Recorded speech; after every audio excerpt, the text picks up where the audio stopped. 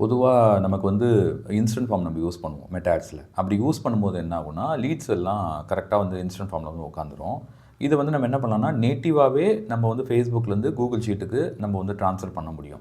ஆனா என்னன்னா, multiple clients கூட நாங்க ஒர்க் பண்ணும்போது என்ன ஆகும்னா, இதில வந்து கிளாஷஸ் வந்துச்சு. நெறைய எங்களுக்கு வந்து ப்ராப்ளம் வந்துச்சு. இந்த டேட்டா வந்து ஒழுங்கா போய் அங்க உள்ள உட்கார மாட்டேங்குது. அதாவது ஃபார்ம்லேருந்து வர டேட்டா, நம்ம ஃபிக்ஸ் பண்ண கூகுள் ஷீட்ல போயிட்டு சரியா உட்காரல.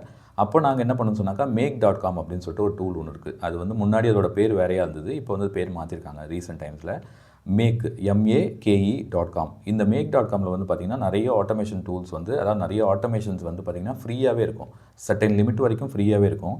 அதனால நீங்க வந்து உங்களோட இன்ஸ்டன்ட் ஃபார்ம் லீட்ஸ வந்து அப்படியே கூகுள் ஷீட்டுக்கு மாத்தணும். ஒருவேளை கூகுள் ஷீட்லேருந்து நீங்க CRM கொண்டு போணும். இல்லன்னா வந்து என்னென்னலாம் உங்களுக்கு வந்து ஆட்டோமேஷன்ஸ்ல இருக்குமோ, அது மாரி நெறைய ஆட்டோமேஷன்ஸ வந்து டெம்ப்ளேட் ஃபார்மேட்ல வந்து அந்த மேக்.காம்குள்ள வச்சிருப்பாங்க. ஒரு முறை நீங்க என்ன பண்ணுங்க, மேக்.காம்குள்ள போயிட்டு ஃப்ரீ சைன் அப் பண்ணிட்டு, அது யூஸ் பண்றது வந்து ஃப்ரீ தான். உங்களுக்கு ரொம்ப அட்வான்ஸ்டா வேணும்னா தான் நீங்க பெய்டுக்கு போணும். அத யூஸ் பண்ணி பாருங்க. ரொம்ப ரொம்ப சூப்பரான டூலு. நான் முடிஞ்சதுன்னா என்னைக்காவது ஒரு நல்ல ஒரு ஃபுல் லென்த் டுட்டோரியல் நான் YouTubeல போடுறேன். அத நான் இங்க பின்னும் பண்ணி விடுறேன்.